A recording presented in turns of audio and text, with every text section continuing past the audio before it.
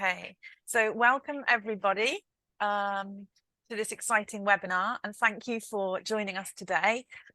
Obviously, we're celebrating World Space Week, which is a very exciting week, and it's an opportunity for us to promote the amazing work of our alumni working in the space sector. We have fantastic alumni in the space sector, including Torsten Hoffmann, who we are honoured to that is joining us today. Of course, at Oxford, you may or may not know, we have a specialism in space through the Oxford Space Initiative, and this was established by actually one of our Executive MBA faculty, Mark Ventresca. And Mark teaches on the Executive MBA course. So we're honoured today to have award-winning filmmaker Torsten Hoffmann here with us. And Torsten is one of our very esteemed graduates from the Executive MBA programme that we run at the Saïd Business School in Oxford.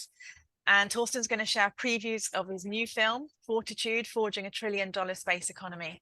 And it's really fantastic. I've watched it myself. It's brilliant. And he's also going to provide plenty of fascinating insights into the thriving space economy. There's so much to know, and talk us through how the Executive MBA at Oxford impacted his career success. So before I hand over to Torsten, just a couple of introductions. I'm Sophie Chammings, and I'm the Senior Marketing Manager for the Executive MBA programme. And I'm relatively new to the space industry, but definitely a champion of it. It's absolutely fascinating and a really, really exciting sector. And we also have with us today, who's going to be asking questions, Eduardo Mancini. And Eduardo is a systems engineer leader for Kinetec, where he looks after programmes for the UK MOD. He's also a commercial pilot and spacecraft engineer. And finally, he is a research fellow for the Oxford Space Initiative at Saïd Business School. So he contributes to research on the space economy and innovation, which is fantastic. So we're really honoured to have a great team here today. So before we hand over to Torsten, we're going to play you a preview of Fortitude, Forging a $1 Trillion Economy.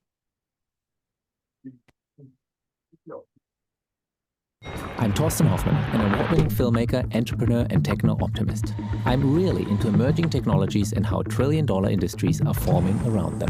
There were headlines, new era private industry is going to lead the way. Right now, the space sector is going ballistic. No, they're not. And trust me, it's way bigger than Musk and Bezos. SpaceX were the first private company to put a satellite in orbit. We were the second. So allow me to whirl you around the world, catapult you into orbit, and hurl you through space. Oh my God. My mommy could be an astronaut. A CubeSat can be as small as this. Launching into space for, say, $100,000. So why is this guy spending $2 billion on 3 huge satellites? Are you crazy? No. We don't have the right to make mistakes because it would be fatal. Something like this re-entering and hitting a populated area. I deorbited dozens of spacecraft, but we don't have to do that anymore. Refueling satellites in orbit, drug development in microgravity, mining on asteroids. The amount of platinum group metal is in the trillions of dollars. Someone is already building a space hotel, like the one I read about as a kid. This is happening.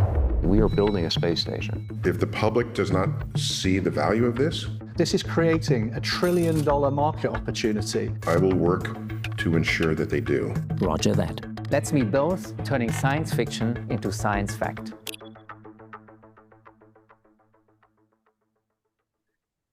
Nice one. That was very loud and booming. Thank you very much. Okay. Fantastic. Wow. Thank you, Torsten, for being with us. I have to say, it's quite nice to see you again after the preview we had a few weeks ago. Sophie, I'll hand over to you, I guess, from here. Yeah, no, it's fantastic. It's fantastic to see the preview. And just for everyone watching, we will give you details at the end about how you can watch the full film, which is absolutely fantastic. It's fascinating, really fascinating. So we'll pass over to Torsten, and Torsten's going to show us a few slides and give some more insights into the work he's been doing. Yeah, right. So, space is happening. Space is cool. I hope you brought your helmets, everybody. Thank you for attending on a Friday afternoon. I'm going to share just a few interesting facts about the space economy, just to get the conversation going, just to get you interested and curious. So just quickly about myself. So I'm originally German, spent some time in Australia. I now am based in the UK. I'm a media entrepreneur and documentary filmmaker. My last film you might have watched called Cryptopia. It's on Netflix. Fortitude, that's the one that we're talking about right now. That one is on Apple TV and on Amazon. I like to call myself a techno optimist. And I really love like spotting these kind of new, maybe controversial, but trending and yeah, industries, emerging industries that are taking off. And I do want to say one more thing, importantly. You are my audience. So I'm making this for like a sophisticated, high IQ, high info density. That's the style. Maybe you've noticed in TV, in television land, a lot of content is being dumbed down, right? Even on Netflix, a lot of documentaries are like 5-episode miniseries, 3 hours of content, which a story that could have been told in 20 minutes. But I try to be more like a podcast, right? When in a podcast, we talk about a very specific topic to a very specific audience. So that's kind of my style. Fortitude, Forging the $1 Trillion Space Economy is the work of about 3.5 years. I filmed it on 4 continents, some pictures here, 87 interviews, just to kind of get you an idea of the scale of the operation here. But is it really a $1 trillion space economy, right? I mean, yes, 155 space exploration missions to the moon, to Mars, and so forth are announced, but is it an economy? And here are various investment banks and analysts and consultants kind of, saying somewhere between $2 and $3 trillion in the next couple of, let's say 10 years, 15 years. So it is happening. It's not like my marketing thing. It is a $1 trillion industry. I think right now it's about 600 billion if you count it, everything. But what is it, right? What is the space economy? So in my view, I'm a storyteller. I try to, simplify things as much as possible, but not too much. I segmented into 3 different parts. So the Earth to space economies, everything that's going up, the rockets and the astronauts or tourists. Number 2, everything that's coming down, the space to Earth economy, satellites beaming data back down, Earth observation data, remote sensing data, but also connectivity, Starlink. Everybody talks about Starlink, or navigation. GPS obviously is one of those parts of the economy that's been around for a long time. And the third bit is maybe the most futuristic, the most interesting, the most sci-fi, is the space to space economy. And that is really new, and that is really interesting to watch. Space debris, huge problem. How do we refuel or recycle or get rid of the space debris or like defunct satellites? The ISS, the International Space Station, is at its end of the lifetime. The next generation is private space stations being built. What's happening on these private space stations? Lots of interesting stuff. I have a slide later on, and that is where a lot of the action is at the moment. Let's talk about the first part. So the Earth to space economy. Everybody knows about the first space race, right? The Soviets against the Americans in the 60s. Lots of rocket launches then, obviously. Maybe you have read the histories. The Russians were leading a long time, and then obviously the first moon mission won by the Americans. And then, I don't know, 10 years ago, the second space race started. So the gray block, the dark gray, that's China, and the dark blue, that's America. The other, I haven't really changed that much. Maybe more interestingly, though, more launches, but at very much lower costs. I think that is really the catalyst here for this economy. We are speaking about, space shuttle, maybe $80,000, $20,000 per kilogram of payload. That's in the 80s and 90s. And now Falcon 9, we're talking about $1,000, $2,000 per kilogram. And then, of course, in the future, we have even bigger and cheaper rockets. I'm racing through this, so I'll slow down a little bit. So what is my plot line as a storyteller in this rocket chapter, so to speak? Well, everybody knows about SpaceX. They don't need any more publicity. Everybody following them. I chose to interview the second most successful rocket company, Rocket Lab. Peter Beck in New Zealand, he's kind of like the rocket star, so to speak. And he says, well, what SpaceX is doing is he's dumping out all these satellites into orbit. That's like a bus. We are more like a limousine service. We are like a dedicated launch to a dedicated spot at the right place in the orbit. So we are a white glove limousine service. And then as a storyteller, I'm like, I'm more of an Uber guy. And then I speak to this German company, and they are kind of Uber in space. They are basically ride sharing, offering your little CubeSat a ride share on existing rockets, all the different rocket companies.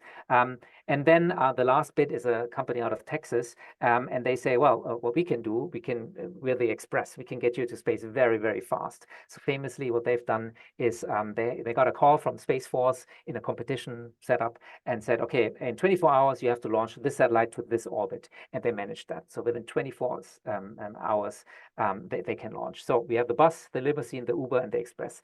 Again, that's the storyteller technique that I'm employing here. Taking a little breath now. Space to Earth. The number of satellites, obviously, also going up, going ballistic. We can see the chart is literally going like vertical.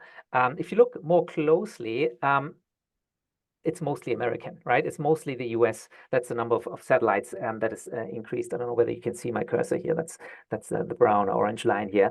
And if you look under that number a little bit more closer, you will also see it's basically one company dominated by one, what's the script line is, one single company controlled by one singular man or something like that, Starlink. Interestingly, though, if you look at the value of assets in space, it's actually not all these smaller satellites in low Earth orbits. It's still like these huge assets in geostationary orbit, very much further away.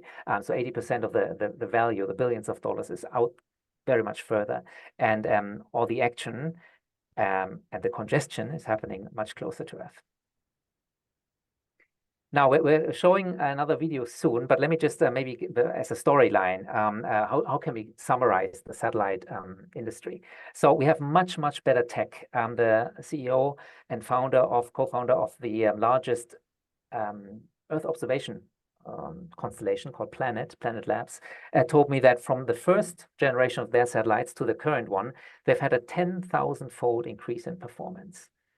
So that's the number of data, or the amount of data per dollar spent in orbit, 10,000-fold. It's absolutely a crazy number. And then, of course, the satellites get smaller and cheaper, right? So this lady used to build like $1 billion satellites, and now you can launch it for $100,000, she says. Again, a factor of a couple hundred or thousands, orders of magnitude. And then you have the use cases, and climate change is maybe the most famous one, where if you can use that data as a farmer, you can increase your yield, because you literally can know within your field, where do you need more water, where do you need more fertilizer. You can see it from the remote sensing data. I chose a little short video here, completely different, but again, what can be done with satellite data? Hope you like this one. I had fun filming this. This is from Berlin. Check it out. I think you need to stop acting. There you go. Yes. Let me pick it up. Radar, infrared, so many different technologies serving different customer needs. In a dark forest, mein Freund Sven has identified a market opportunity. He's building a business based on all this new data. And how can you help me not have train delays? That's a great question. So what we do is we analyze satellite data and identify precisely where trees are standing too close to railway tracks and where they could fall potentially on them. The trees is one of the biggest reasons why trains are being delayed. We can identify where the trees are, how tall they are, whether they are sick. So what we do is we take 2 satellite images, which are taken from slightly different angles. And from these 2 satellite images, we calculate the height of the tree. It works very similar to your human eye. So your eyes can calculate depth. 3D glasses for satellites. Brilliant. Live.io has raised one of the largest space investment rounds in Europe. They already protect millions of miles of railway tracks and electrical grids globally. With their help, I'll make it to my next destination on time. A former American spy station in Berlin, Teufelsberg. Locations like this remind us that governments have been spying on other governments and sometimes their own citizens for a very long time. But finally, space data can empower us to look back at government activities with a virtual time machine. I think our data in general can be very empowering for journalists around the world. It's a tool that enables them to see what's going on. There's a great case where some journalists from BuzzFeed had used our data to discover Uyghur detention camps.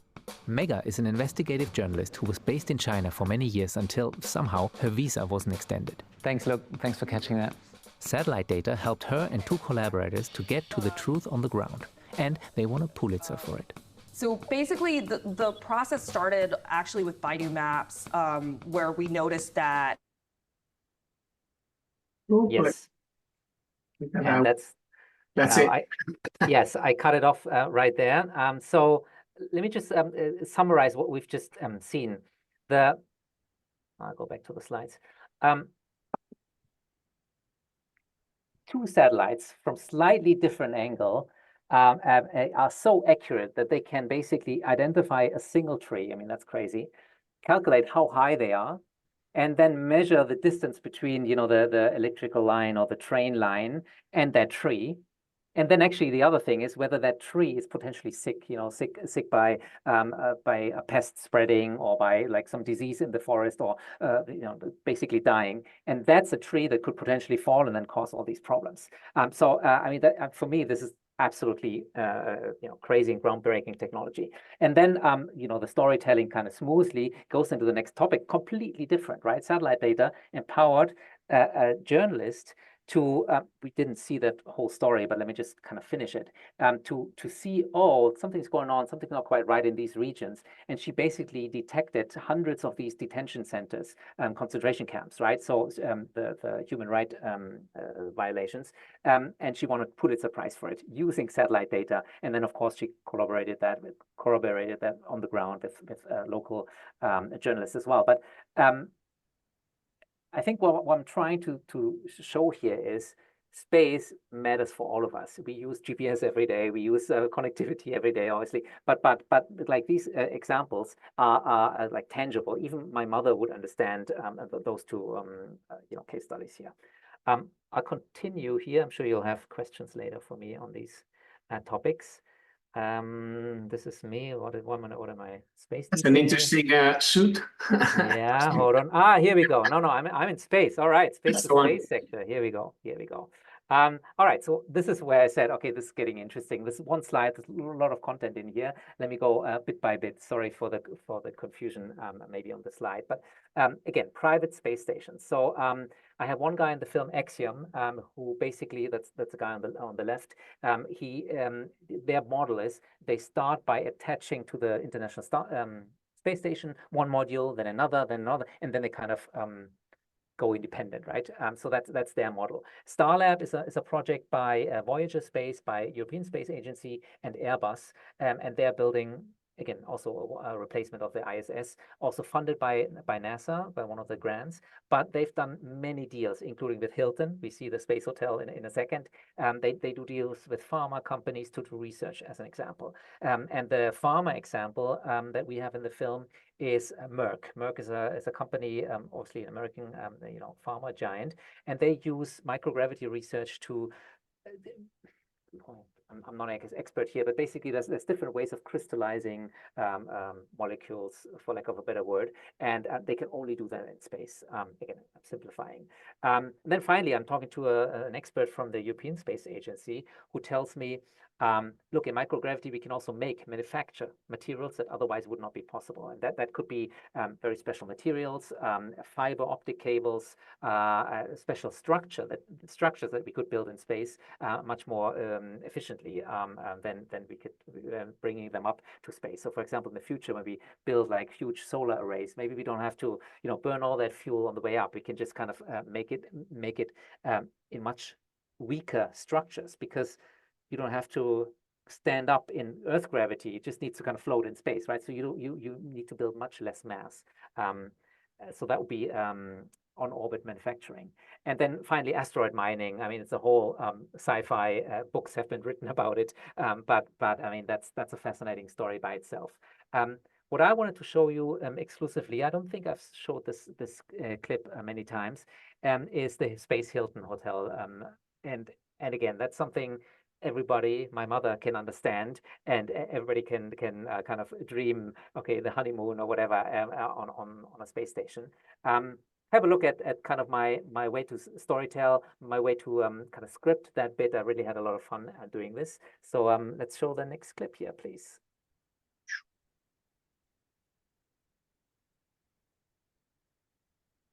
Gold rush happening right now. Maybe someone is already building a space hotel like the one I read about as a kid. Well, we signed a partnership with Hilton, and as you reimagine human habitation in space, why not go to a habitation expert? So that's one strength that Hilton brings to the table. I don't know how many stars this hotel will have in the Hitchhiker's Guide, but I'll take the penthouse with the views, please. Second strength is they're spending a lot of money researching things like antimicrobial technology. Finally, some peace and quiet, a real getaway. In the space elevator, I imagine how my stay would be like. For once, I'll hit the gym before sunrise and finally will improve my bench press. Here, I'll even weigh less. And it's also a brand that everyone knows. And I think it lends credibility to the fact that this is happening. I'll have my Ecuadorian coffee just over the equator and eat my yogurt while spying on the Great Wall of China. Oh, it's full of stars. Well, it's going to be expensive. I hate to break it to you, Torsten. It's not going to be cheap. It's definitely going here. When you're hungry, there is no bigger food desert than space, a place where you cannot waste anything. So how can humans live here sustainably? Paris-based Interstellar Lab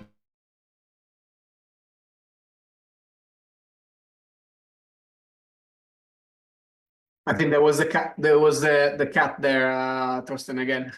yeah. No, that was. I tried to keep it short. So that was the famous Hilton clip. I think I have one more slide. So just kind of finishing up. You can clearly see my excitement and enthusiasm for technology and for space, and trying to simplify but not dumb it down. I guess what I'm trying to say is, well, this film Fortitude is really a celebration of the space industry. It's really also trying to motivate people to potentially choose a career, or maybe get investors interested in that space, and basically showing, yeah, this is taking seriously, billions of dollars already flowing in this market, even for some outlandish, crazy ideas. And then finally, let me see what's. I continue here. So obviously you can follow me on Torsten HQ. I'm doing a lot of these kind of events everywhere around the world. I'm just looking at that picture now. That was in Switzerland 2 weeks ago. It looks like AI generated because it's like literally a perfect scenario. But yeah, that's I mean the audiences really love it. And then we usually have panel discussions before and after, and hopefully we'll do some in Oxford and other places too. So I think that's my last slide, and we can go to the Q&A now. I think so, but Torsten, really, thanks a million. That was fantastic, and also the content that you gave us just recently now on the space economy. Really good to see those numbers. Quite concerning though, looking at the one man, one company having the majority of assets in space, isn't it? We can delve that into a later stage, but I'll ask you few questions about the space industry. Obviously, you really did quite a very nice description of all the entire spectrum. Essentially, I like your segmenting of Earth to space, space to Earth, and space to space. Really, and one figure that really always kind of gets me is this $1 trillion economy by 2030. Do you think it's what are the biggest obstacles to go there? I mean, really, what do you think they are? Yeah, no, I think the 1 trillion that is happening. I mean, that we're already on that trajectory, so I'm not worried about the number hitting the number, just based on where the satellites are going and the number of payload on the way up. But obviously, there's many obstacles in this industry, and maybe just highlighting one or two. Space debris, right? I mean, space debris is a real danger. I don't think it will hurt the $1 trillion economy, but I mean, one little tiny piece, a speck of paint, right, could literally take out a space station or a space hotel or an astronaut. I mean, that is scary to think about, and I'm sure there will be questions later on. I dedicate about 14 minutes in my film about space debris, the danger, but also potential solutions. And then maybe, since we're here doing this for Side Business School, talent is maybe one, not an obstacle, but it's one of those pieces of the puzzle that's really kind of missing. Like when I speak to a lot of startups, they say that we need a head of engineering. We need somebody who's built a rocket before. And obviously, there's not that many people, right? So I think talent is one thing that the industry kind of needs to develop more. Yeah, absolutely. Yeah, especially on the talent. Obviously, the debris is one of for those in the space. Obviously, it's the number one is the public enemy number one. Let's say. And there are many aspects that are still behind that problem. But talent is certainly something that many times is like hidden behind the hill in a sense. It's like, oh, now we solve these problems, but then there's no people for carrying out the work. Okay. And AI cannot, AI might replace the call center guy or whatever, but not the lady who's actually building the rocket engine or something, right? So this is hard stuff. It is. It is.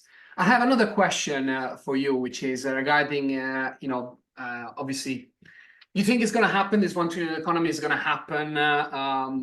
Obviously, caveated that we can solve all those problems or we can manage to mitigate their impacts on that trajectory. You interviewed some of the most, famous and out there personalities of space, Neil deGrasse Tyson. I saw you with Maury Baja, Sir Beck, just became Sir down there.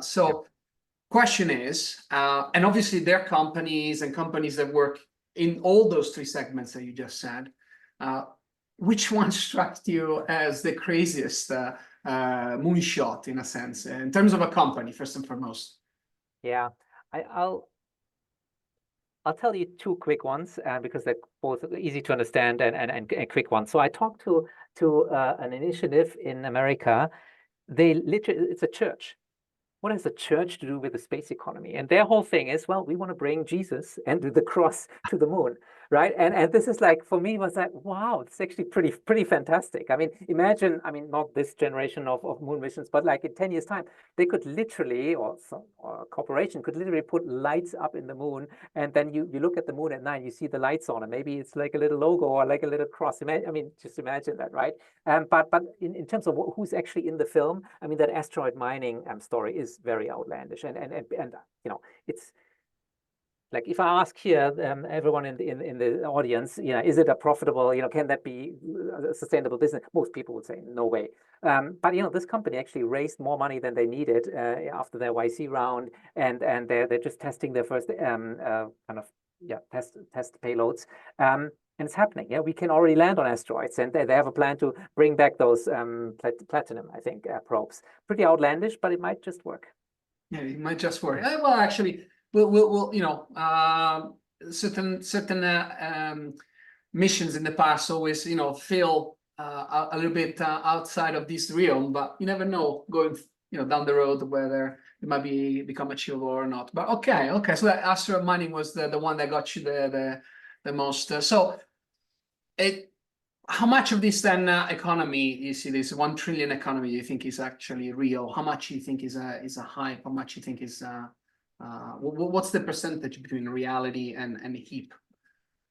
Hype, sorry. Yeah, so those revenue numbers and projections are real, right? We can count the revenues, and there's plenty of billion-dollar companies, old space, but also new space, and this is not invented. But I think your question is more like, where in the hype cycle are we, or what's impacting the hype cycle? And I kind of love to surf those hype cycles and spot the trends and things like that. And for me, you think we are on the top preventive hype, where on the high side, where everybody's getting excited and pouring money into it, and to find out later on there is a very little profitability, or are we actually on a stable growth here? And you know, I don't have a good answer for you, but I'll just, you know, I mean, obviously SpaceX is doing phenomenal. But just now is starting to launch Starship, and which will change everything. And you know, if you were to look at their valuations, probably at the top end right now. But at the same time, you have companies like Virgin. Virgin has been around for 22 years now. They have only put up, you know, the number 12 astronauts, you know, for those 7 or 12-minute suborbital flights, and their stock price is down by 97%. So it's the lowest of the low that you can possibly imagine. And I think, you know, that's another potential stumbling or obstacle towards the great growth is that some investors are getting scared because some companies are not doing so well. Yeah, certainly. I mean, obviously, it's a very dynamic market. Virgin started with, for example, the Galactic. They started with the idea of supporting companies in doing affordable research in microgravity, and then had to fast pivot into space tourism once you know that became much more accessible, going to the International Space Station and etc. So yes, it certainly is difficult to predict where it's going to go in the future. So talking about the future, then my last question is going to be about you know, we had electronic, you know, miniaturization of electronics that brought quite a step change in the industry, together with then the introduction of reusable launch vehicles. Obviously, we know SpaceX is the cheapest ride out there at the moment, going into space and lifting payload into space. But there are some other competitors that are trying to achieve similar price offerings. Nonetheless, what do you think? Now, given these two were the kind of fundaments of the new space boom that we saw in the past 10 years, if not more, what do you think is going to be the next game changer for the industry? Yeah, I think it's a boring answer, but it's really true. I mean, Starship is just such a massive game changer. I might get the details wrong, but just imagine, so order of magnitude is right. Just imagine this International Space Station, the everything that's up there, and I don't even know how many modules, but you know, we have it all in our head. It took hundreds of flights and decades to build, right? Starship has the volume to basically bring that out in one flight, right? It's crazy, like, or maybe it's 2 flights, it might be one, but I mean, orders of magnitude. And the cost, again, we're dropping another order of magnitude. So from $1,000 per kilogram, we're going to a few hundred.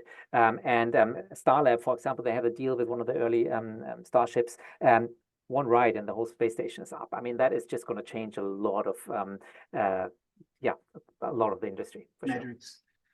Thank you for that, Torsten. I think that from a space point of view, I think we ask all the questions we need to ask. Obviously, we need to understand how you got inspired. We need to get an understanding how you got on your journey. MBA. Sophie, I'll let you go on the next round. Go ahead, Sophie. Thanks, Eduardo and Torsten. So we've got lots of great questions in the chat, and just to reassure everybody, we are going to move on to, in a minute, the Oxford Executive MBA, the role it's played in Torsten's success, as well as why he chose to do that Executive MBA specifically. Before we get there, I'm just going to ask a few space-related questions, seeing as we're on that topic. So we've got a great question here, Torsten, from Rafal, and he has said, is there any effort to aggregate a view of all rockets going into the space, something like Skyscanner? I'm curious, what is the collective frequency of launches? Is it every few days or more frequent? You said that one company is able to be airborne within 24 hours.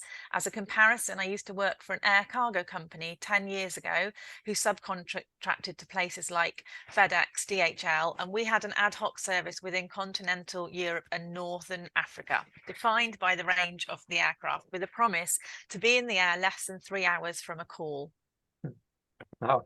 Yeah, so there's pretty good data on rocket launches. I always see these animations where they say, and the number's about right, a couple per week nowadays. So that increases, right? And I think there's like one vision of like 1,000 Starships to Mars, I don't know, per year or something like that. So we have that. But I think what's way more fascinating, and that goes to the Skyscanner idea, I think, is to see all the satellites. A live view of all the satellites and all the debris. And there's multiple sites. ClearSpace is one, Privateer is another one, and there's a few others.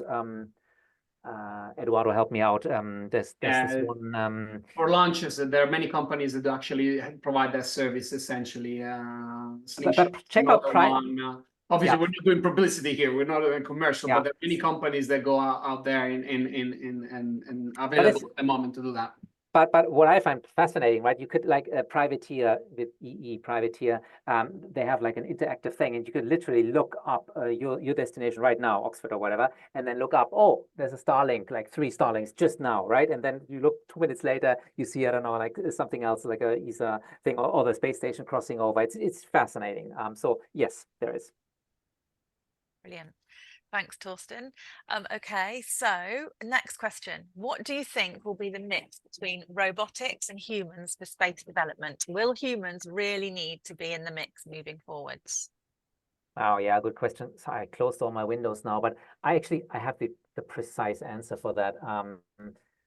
Wondering, does it make sense for me to actually look it up? But these 155 exploration missions that I mentioned, I was in a symposium where that was kind of specified.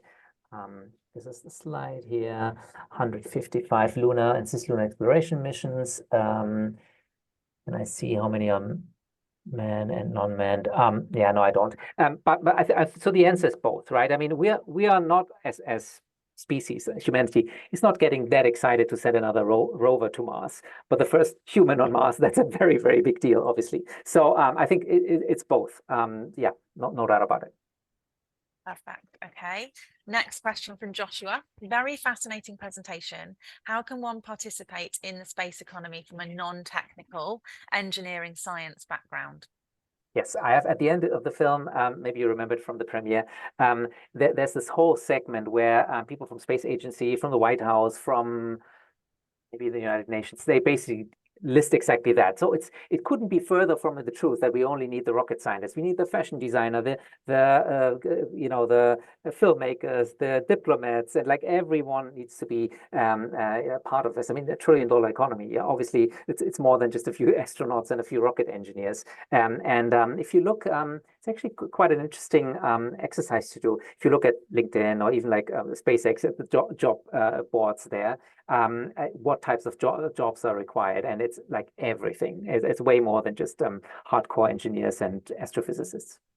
Yeah, and I think that really struck me watching the film, you know, the number of people you interviewed and the different people doing different kinds of roles. And it really struck me that the space sector, you know, is full of opportunities for people from all backgrounds, you know, which makes it really exciting.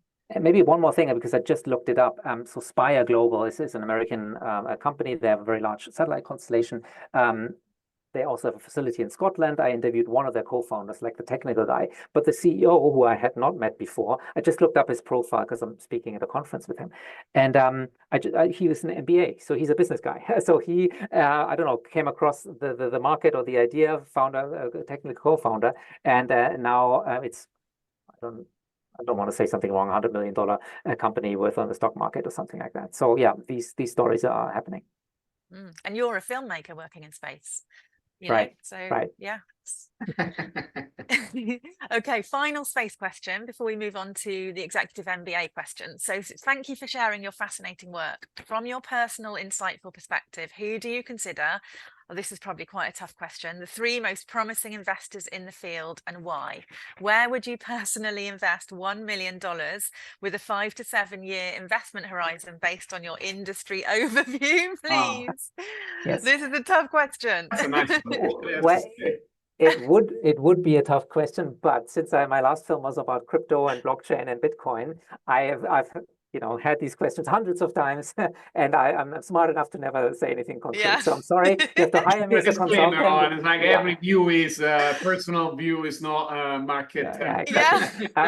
But I mean, I have done a few presentations in that vein, and again, there's some companies that are just going ballistic. There's index funds now, ETFs even in space, and that's interesting to look at, or even secondary for SpaceX, for example. But then you have the counter examples. I just mentioned Virgin, minus 96%. 57%. So you want to be very smart about it. So, and I'll leave it at that, sorry. Very good. Okay, let's move on to the Executive MBA. And I think that most of the questions in the chat will be answered through our discussions with Torsten now. So Torsten, you studied the Oxford Executive MBA a number of years ago. And I think the biggest question, and the biggest question the audience seem to be asking too, is why? Why did you decide to come and do an executive MBA qualification? It's a big investment, time and financially. What was your rationale for doing that? Yeah, I mean, like many in the audience, I assume, I was like ambitious, not quite sure what I'm going to do with my career, kind of stuck mid-level management. I was working for like this big telco company in Germany, and I just wanted to, you know, explore career opportunities basically, and getting an MBA is one of those one or two, you know, you could change jobs or you can upskill, and so that was kind of an obvious one. But why did I choose Oxford specifically? And I remember that kind of decision making. It was really the program, the EMBA program was really perfectly tailored. So I could stay. So at that time, I then had my own business for a while as well, and I could basically run my own business and do the EMBA at the same time. 1 week to Oxford, 3 weeks back in Munich, where I used to live at the time. So that was the formatting was really the deciding factor for me, and I enjoyed it so much because I was among the youngest in my cohort, and so basically learning from all these other people from all around the world, different backgrounds, different industry, and being the youngest, I think the learning curve is the biggest. So I really enjoyed it a lot. Fantastic. And when you say you had your own business at the time, was that media? Was that filmmaking? Yeah, media. I was not a filmmaker yet. That came a couple of years later, indirectly also related. But yeah, I was just kind of stuck in middle management, was wanting to start my own business, not quite know, and like the EMBA really helped in that period of my life. Fantastic. And I guess then leading on to the next question, which is, you know, the impact of the Executive MBA on your, well, personally and professionally. You know, we're told by students and alumni constantly that actually the impact of the MBA, Executive MBA, is often unexplainable because there's lots of tangible elements, that tools and frameworks and things that are really applicable to you know, furthering your career, but actually the personal and professional kind of gains that one gets from an Executive MBA or the Oxford one are kind of exceptional, and we get that feedback a lot, Torsten. And I guess I'd just like to sort of hear your take on it in terms of the value added piece from studying that qualification. Yeah, it's actually, that's I never thought about it, but it's 100% right. It's so hard to put into words because it's not the actual knowledge. It's also not just, oh, the network. Yeah, sure, I still have lots of great friends, and it was really worth it for that reason alone. But it's more, and I would like to almost say it's like it broadens your horizon, right? Suddenly you're exposed to like all these people from all around the world. But maybe more specifically, I think because some of the questions were related. So, you know, how did the EMBA help with a space documentary? Not directly, but indirectly, there's actually quite a good link. I still remember that one class called Innovation Strategy by Mark Van Treska, who now I know also does space for Oxford. Back then, it wasn't the case. But I remember like the course materials. We were studying the early days of the automobile, right? Where like all these bicycle manufacturers and mechanics and like horse carriage makers are starting to like invent this thing called a car, and then how this industry from 1,000 goes down to 100, and then now there's only 4 car makers in America. Like this whole process just fascinated me, and that's when I kind of understood that this is what I want to do with my life. And a couple of years later, as a filmmaker, I kind of zeroed in on that. Okay, emerging technologies, controversial things, like or like impactful. What impacts the society? And it's usually these technologies and these industry forming. Fantastic. Great. Okay, that's really good. I think we've answered all of the questions. I'll just double check. Entering the space industry from Oxford. So we've talked about that. And just to let people know, we have got another webinar on Monday with with some alumni and some more Executive MBA alumni. And they will be talking a little bit more about, they actually formed their space tech agency at Oxford. So they'll be talking a little bit more about that journey, where the seed was planted actually on the enterprise module, and they moved through. They're now an international space tech agency. So if you haven't yet booked that, do book that. We'll discuss more about the opportunities at that webinar. So we've done that question.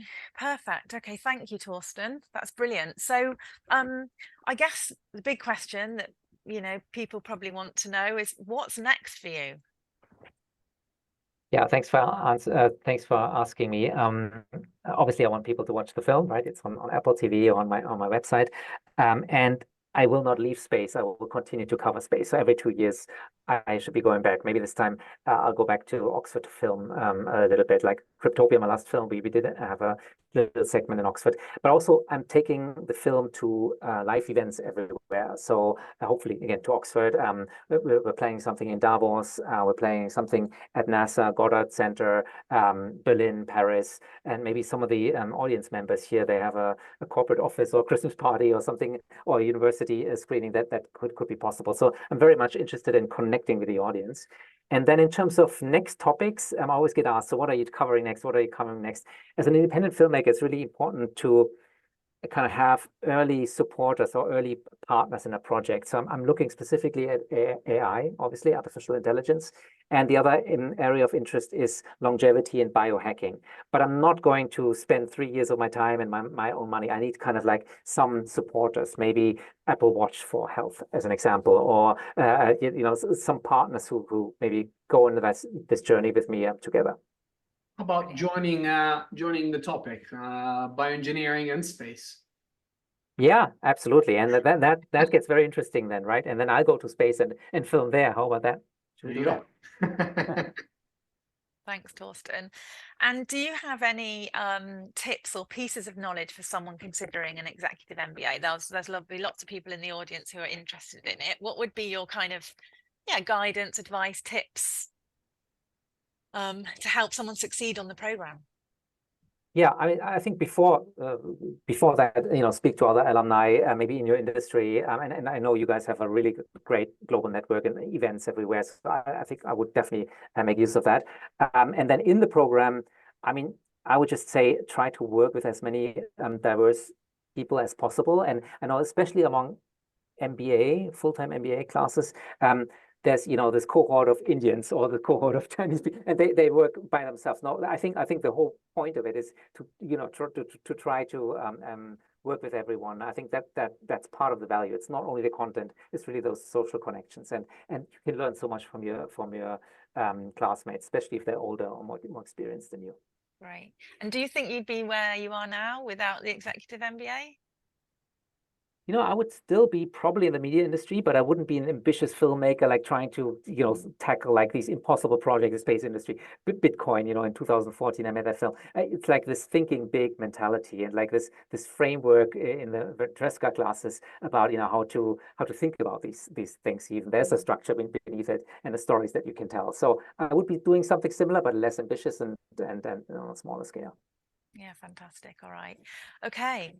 So people are probably keen to watch Fortitude. So I've had the pleasure of watching it at one of your premiere events, which was great. So how can viewers watch Fortitude? What should they do next? Well, I think we have a link, right? We have a 50% off link. Where do you want to share that? Here in the chat or? Should we share the location where it's at on Apple TV, perhaps? Yeah, after But I think the 50% off is also a nice perk. So that'd be basically via my fortitudemovie.com, and then there's this link. Sorry, the code is. I'm sorry. I can share it in an email afterwards. Actually, I'm just going to share. Yeah. This shows that we're doing this on the fly. It's not everything is scripted here. We're doing.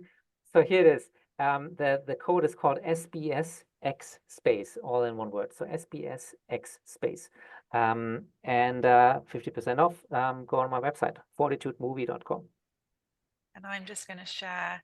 I'm just going to share a slide that has that information on. Sorry, I'm just having a few problems sharing that slide. But hopefully, it will come up now. Do we have a? Can we see this slide? Yep. Yeah. Perfect. Okay, perfect. So that was fantastic. Thank you, Torsten, for joining us today. It's been an absolute honor. And thank you, Eduardo, for joining us as well.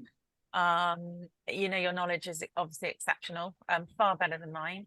I've got 2 web addresses up there. So if anyone is keen on and I'm sure many of you are exploring the Executive MBA further, it's obviously a part-time program.